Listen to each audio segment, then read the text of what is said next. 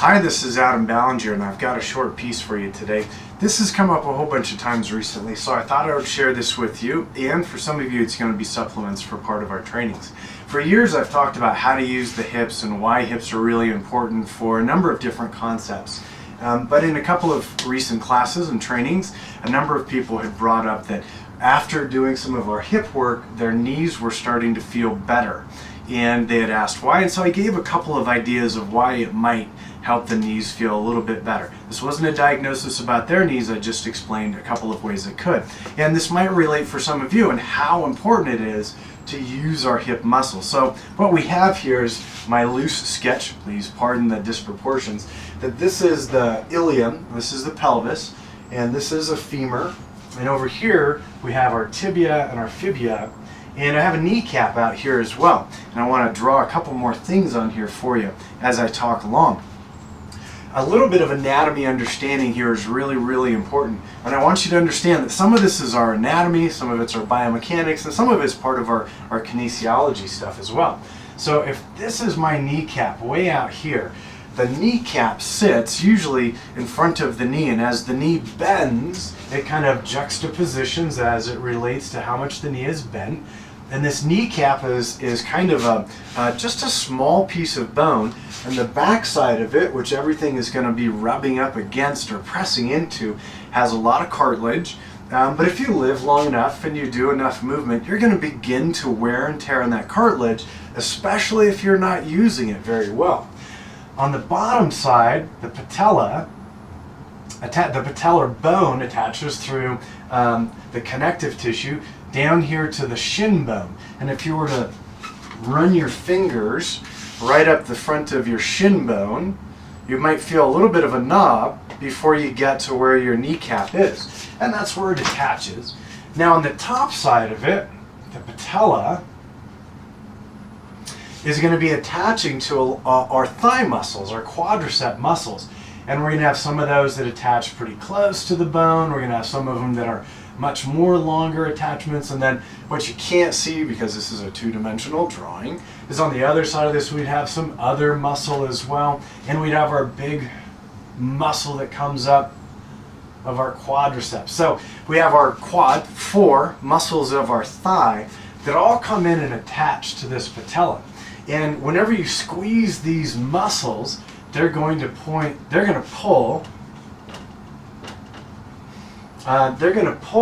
all the way from here towards wherever the other end of the muscle is attached, typically, or especially if the foot is planted into the ground and it's not very movable. So if I squeeze my thigh muscle, it's going to try to pull these two towards each other, and that puts more pressure from the patella in towards the knee, and it's going to make this thigh want to go up. And so that's how we use our thigh or our quadricep muscles to help us stand up. Now, what's a little bit troublesome about this and seems to be helping some folks is if you take a big squat or a lunge or you sit into a chair, sometimes this doesn't even need to be deep. Some of you with some wear and tear on your knees might feel this even getting up from a fairly high bar stool or a high chair, is that if you're not using the muscles over here from the hip, these are going to be our gluteus muscles. And there are other muscles that we should be using, but I'm just breaking it into 2 general categories. If you're primarily using your quadricep muscles out of bad habit or injury or wear and tear or whatever it is, which is very, very common, then when you go to stand up, if you're not going to use the muscles over here, you need, and this is just a need because of it kind of a physics or a mechanical level, you're going to almost always need to lean all of this thigh bone forward.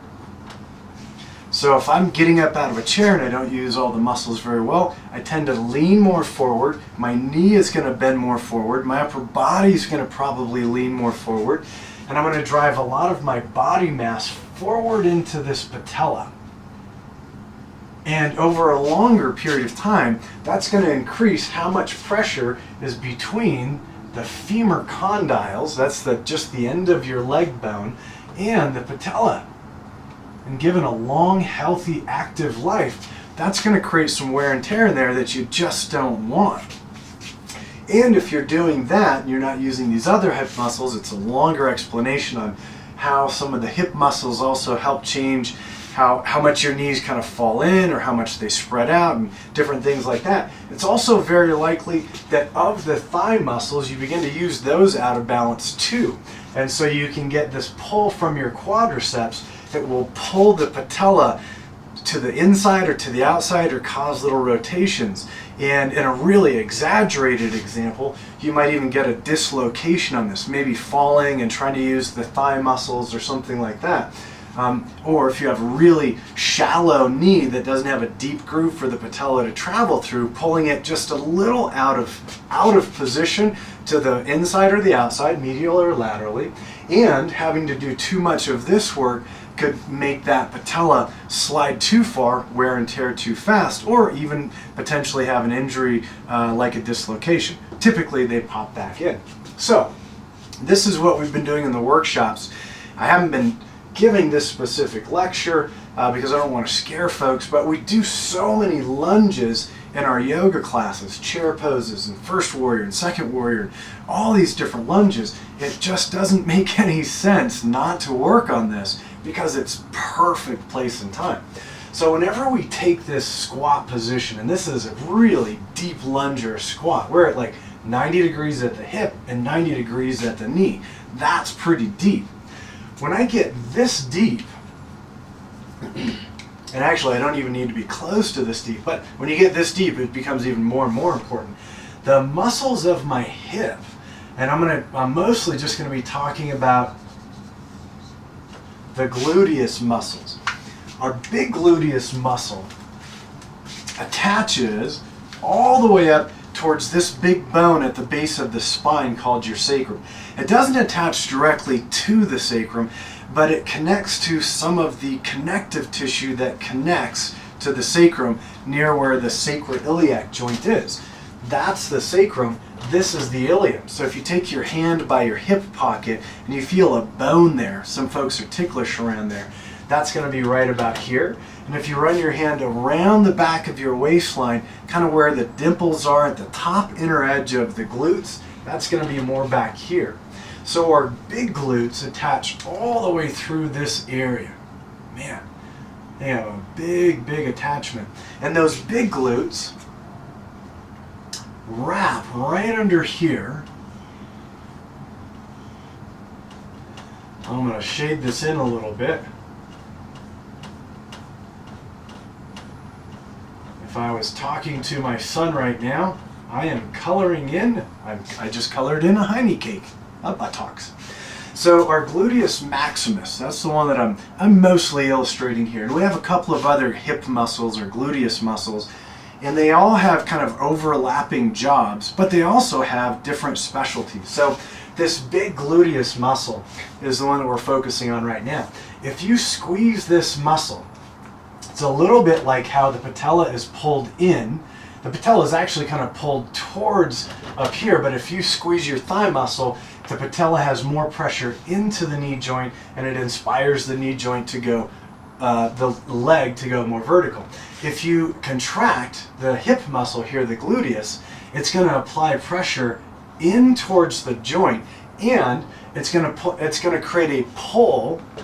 And this would be much more of our origin and our insertion. It's going to create a pull as if it's pulling the muscle back towards its origin up here. So if I contract the gluteus muscle, it's going to put force and movement on the hip joint to go that same direction that we were talking about the leg when you squeeze the thigh. So when you squeeze your glutes, it can help create some of the same full body movement as the quadriceps, and that's why they're supposed to work together so well. The other thing that it does here is as you squeeze the glute, because of where its origin and insertion are, it puts a downward drag or pull on this femur. Yeah, and as it pulls down, the end of my femur, I'm going to color in something important, the end of my femur down here,